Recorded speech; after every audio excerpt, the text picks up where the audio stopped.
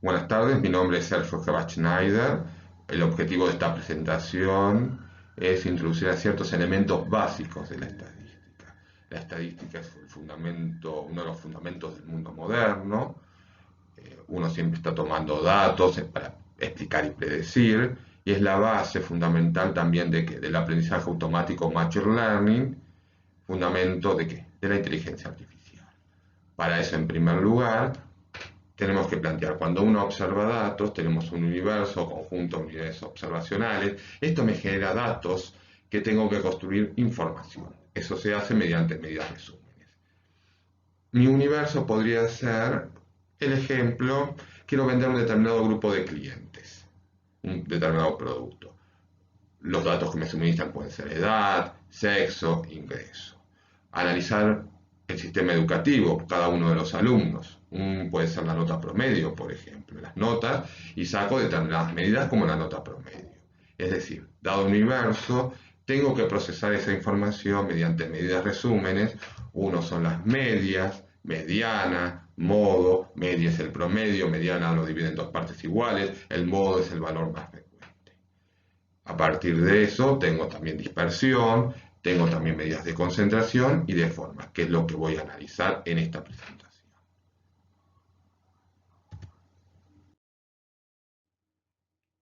Como dice la introducción del tema, fundamentalmente medidas de forma. Pensemos estos datos, yo los grafico y veo que tenga determinada forma. Uno es simétrico. Nosotros tenemos simetría bilateral, la derecha es igual a la izquierda, pero puede haber ciertos datos que me lleven hacia un lado, simetría hacia la derecha y otros hacia la izquierda. Y además podemos tener determinada altura de esta distribución. Es lo que se llama kurtosis. Y siempre se mide en función de la normal. Leptocúrtica más alta, mesocúrtica, mejor dicho, platicúrtica, más baja que la normal. Es decir, simetría y kurtosis. Fundamentos de la simetría, vimos simetría y kurtosis y para aplicar, y lo vamos a aplicar primero en forma teórica para entenderlo y luego una aplicación práctica. El medio va a ser un lenguaje de alto nivel llamado Python. Hay otros R, por ejemplo, muy utilizado. Yo lo corrí Python en Anaconda Navigator Jupyter Notebook. Se puede correr en el Little de Python. Podría haberse corrido Google Colab, BeamNote, Visual Studio Code. Hay un montón de formas de correrlo. Lo importante son los conceptos estadísticos que está detrás de esto.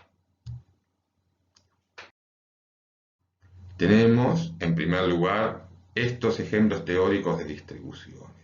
Estos ejemplos teóricos de distribuciones, una va a ser la simétrica y vamos a tener dos, para la simetría a la derecha y a la simetría a la izquierda. Para la simetría, mejor dicho, para la simetría, la distribución normal es la que voy a utilizar. Para la simetría hacia la derecha, la exponencial, y para la simetría hacia la izquierda, exponencial negativa.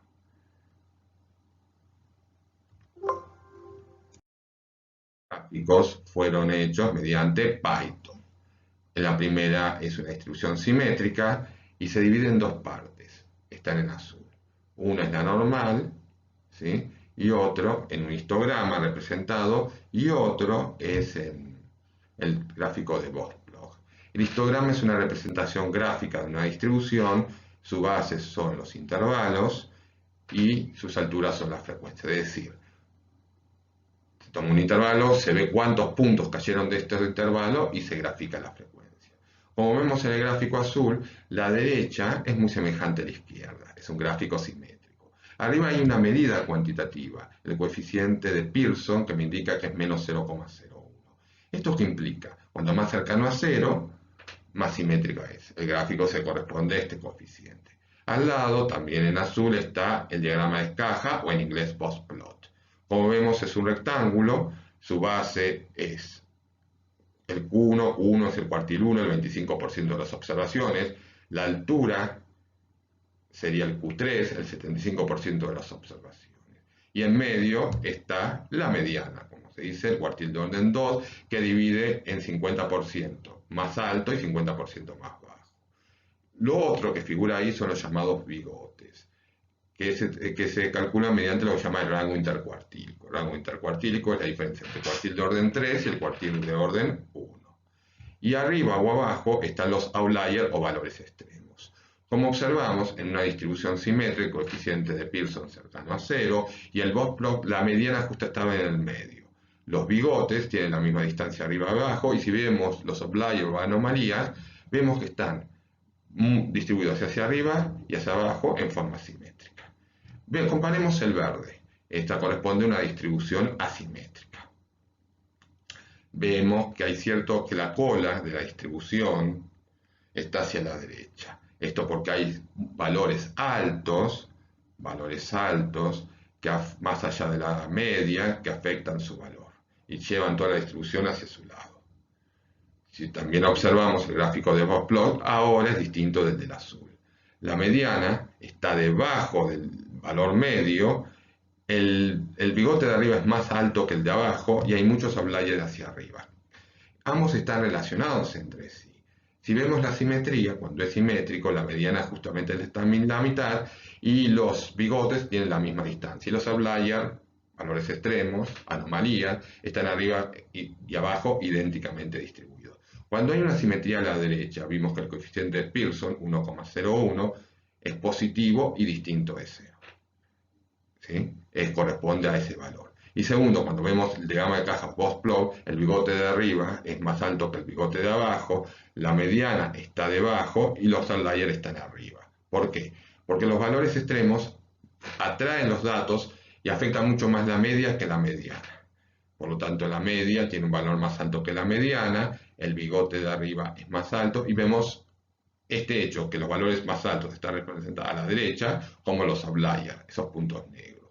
Si vemos los rojos, ahí tenemos una distribución asimétrica. La distribución asimétrica de estos rojos es negativo, menos 0,90, me da un valor negativo, hay una distribución, la cola está hacia la izquierda, el rectangulito, la mediana está arriba y abajo está.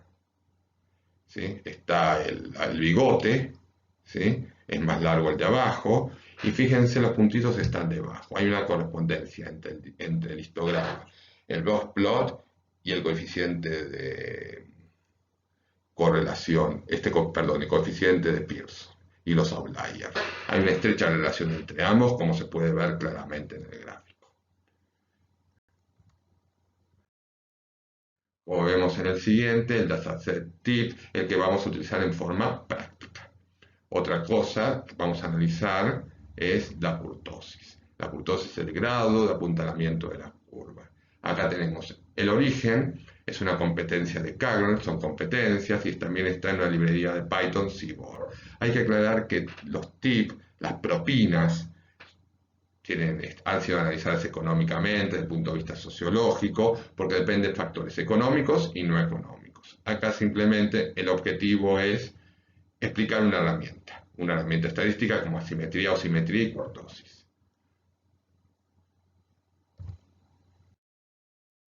El dataset, yo lo descargué en Python, vimos total y está formado por varias columnas. Total bill, el total de facturación, tips son las propinas, el sexo, si es fumador o no, el día, si fue un almuerzo, cena, por ejemplo, y el tamaño de los comensales. Como vemos, son 244 filas y 7 columnas.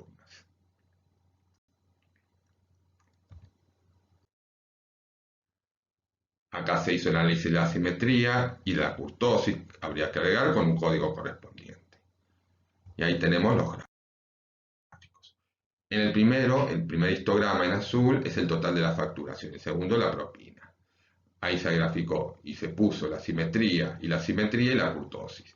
Vemos que hay un gráfico, está traído los datos, él lo llamó simetría a la derecha, la simetría es asimétrico a la derecha, está reflejado en el número 1,13, distinto de 0 y positivo, y además la kurtosis, si fuera 0 es la normal, cuando más arriba significa más leptocúrtica. Más alta que la normal, los datos están más concentrados con respecto a la media, y vemos que la cola es pesada. Justamente pesada significa que está a la derecha por estos valores extremos. La distribución de la propina también corresponde, inclusive es más asimétrico, la kurtosis es mayor, si vemos, hay ciertas propinas muy altas que llevan la cola hacia la derecha, hay una serie y vemos que la cola también es muy pesada. Estos datos hacen que no sea, digamos, fina, sino más ancha que lo que sería una normal. Los valores extremos son más comunes y los valores extremos altos. Acá se hizo los box plots correspondientes y vemos que, si vemos el total de cuenta, tiende a ser más simétrico, es verdad, pero tiene una asimetría, está un poquito debajo del valor medio en la caja. Vemos que la de arriba es un poco más alta que la de abajo y los puntos extremos están reflejados arriba. La propina más todavía, como está reflejado en el coeficiente de Pearson que vimos recién. Vimos ahí arriba y abajo, arriba es mucho más alto y vemos los puntos extremos.